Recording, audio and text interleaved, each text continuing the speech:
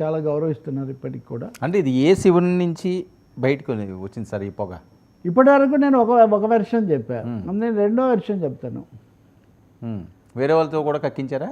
బాబు కక్కించలేండి బాబు, అడగటం ఎవరైనా ప్రజలకు సాధారణంగా వర్మ నేను ఒక విషయం చెప్తాను, నేను ఎప్పుడు ఏది ఊహాగానాల మీద మాత్రం ఎప్పుడు చెప్పను. అంచనా ఉండే నా అంచనా ఇది ఇలా అవసరం కూడా లేదు. ఒకటి దానికి సంబంధించిన సమాచారం కానీ స్పష్టత కానీ ఉంటే, ఉదాహరణకు చిరంజీవి రాజకీయాలకు వెళ్ళరని నేను ఎన్నోసార్లు చెప్పా.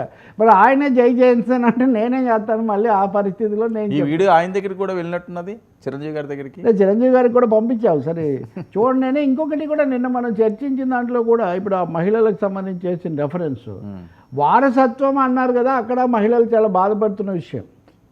ఇప్పుడు అశ్వనీ దత్ ఉన్నాడండి, ఆమె స్వప్న దత్ ఉన్నారు, కల్కి లాంటి సినిమాలు తీసి వాళ్ళ నాన్న ఇది కలిసి. కాబట్టి అమ్మాయిలు ఉంటేనే వారసత్వమే, అబ్బాయిలు ఉంటేనే వారసత్వమే ఉంది, అమ్మాయిలు ఉన్న వారసత్వమే కదా అని నేను అన్నమాటే.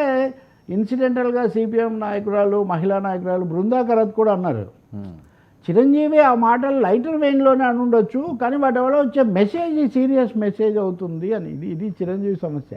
మనం అక్కడికి తీసిపోయారు మీరు నన్ను, మళ్ళీ బ్యాక్ టు చిరు. చూద్దాం ఆయన వివరణ ఇస్తారేమో అని నేను అనుకుంటున్నా.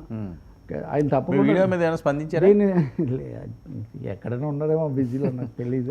అంత వెంటబడారని కూడా నేను, మీకు తెలుసు కదా. రెండోదేమో తెలుగుదేశం వెర్షన్ మటుకు కొంచెం తేడాగా ఉంది పవన్ కళ్యాణ్ విషయంలో.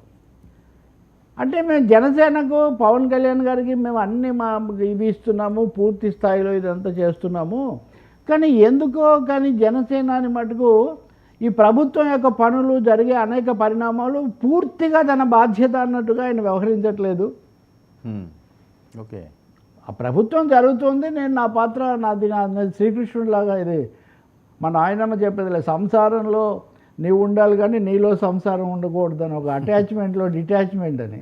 సో ఆయన ప్రభుత్వంలో ఉన్నారు, ముఖ్య స్థానంలో ఉన్నారు, అవన్నీ చేస్తున్నారు. కానీ ఈ నిర్ణయాలు మటుకు చంద్రబాబు లోకేష్ తీసుకుంటున్నారు.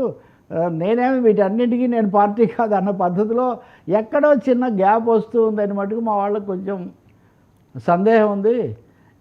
ఈ గ్యాప్ అయితే మటుకు పోవడానికి ఏం చేస్తారో ఎలా చేస్తారో తెలీదు. బీజేపీ ఎప్పుడు వాళ్ళ రాజకీయాలు వాళ్ళు చేస్తూనే ఉంటారు కదా. కాబట్టి జనసేన లేదా జన సైనికులు లేదా పవన్ కళ్యాణ్ ఏమీ లేదని వాళ్ళు భావిస్తుండొచ్చు, కానీ అలాంటి కొన్ని సంకేతాలు అయితే వస్తున్నాయి. ఇంకోటేమో పవన్ కళ్యాణ్ ఏమనకపోయినా ఆయన బాగానే ఉన్నా కింద ఉన్నవాళ్ళు మా వాళ్ళకి జరగలేదు మా నాయకుడికి అని ఇలాంటి అసంతృప్తులు వ్యక్తం చేయటము, వాళ్ళ శక్తికి మించి పదవులు కోరుకోవటం, వీటి వల్ల కూడా గ్యాప్ పెంచుతున్నారు. సరే మీ మీడియా ఉంది కదా, అన్నిటికీ కూడా మీడియా మీదకి తోసేస్తే సరిపోతుంది కదా. కాబట్టి మీడియా, సోషల్ మీడియా ఈ గ్యాప్ ఇంకా పెంచే ఒక ప్రయత్నం కూడా చేస్తున్నారు. కానీ అలాంటిదైతే మేము అలా కోరుకోవట్లేదు. పవన్ కళ్యాణ్ ఇంకా ఓన్ చేసుకోవాలని తెలుగుదేశం కోరుకుంటుందని వాళ్ళ వాదన. పవన్ కళ్యాణ్ ఇంకా ఓన్ చేసుకోవాలి అని. బహుశా ఇక్కడ మనం రాజనీతి అనేది చూడొచ్చు. ఈ సమస్య బీజేపీకి కూడా ఉండేది. బీజేపీ వాళ్ళు కూడా విమర్శించేవాళ్ళు చాలాసార్లు చర్చల్లో.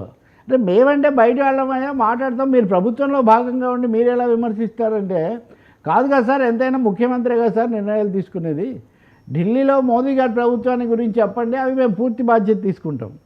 ఏపీకి వచ్చేసరికి అది ప్రధానంగా తెలుగుదేశం ప్రభుత్వం కదా అని వాళ్ళు అంటున్నారు. కాబట్టి ఖచ్చితంగా ఈ విధమైన అంటే ఇదే గ్యాప్ కదా. అవును, ఇదే ఒక విధమైన పర్సెప్షన్ గ్యాప్ మటుకు కొంత ఉన్నట్టు కనిపిస్తుంది. మరి ఆ మిత్రుడు ఇది మంచిది కాదు కదా సార్, ఇది మంచిది కాదు, కానీ ఇది ఉంటుంది.